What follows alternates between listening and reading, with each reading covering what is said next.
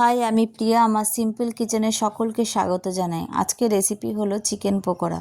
Chicken pakora অনেকেই অনেকভাবে রান্না করেন, কিন্তু আমি যেভাবে করি অবশ্যই করে দেখবেন, খুব টেস্টফুল হয়।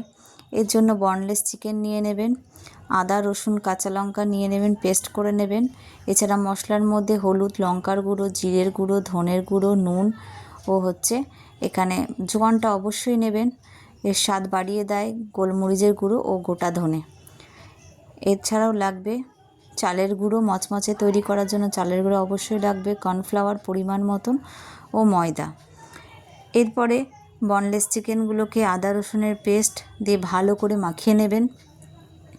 এরপরে যে সমস্ত মশলাগুলো লাগবে, নুন, হলুদ, জিরের গুঁড়ো, ধনের গুঁড়ো, সব ভালো করে মাখিয়ে নেবেন। এরপরে জোয়ান দেবেন। এছাড়াও আমরা যে গোটা ধনে নিয়েছিলাম সেটাকেও অল্প করে ছড়িয়ে দেবেন।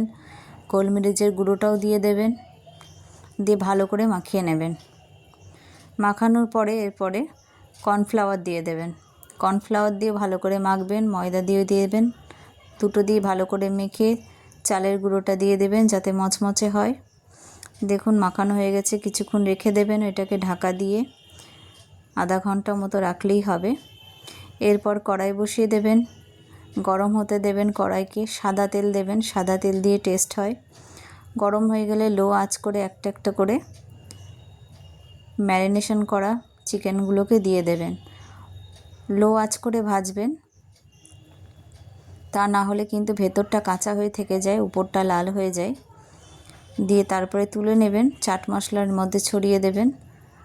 একটু চাট মশলা দিলে টেস্টটা অনেক গুণে বেড়ে যায়।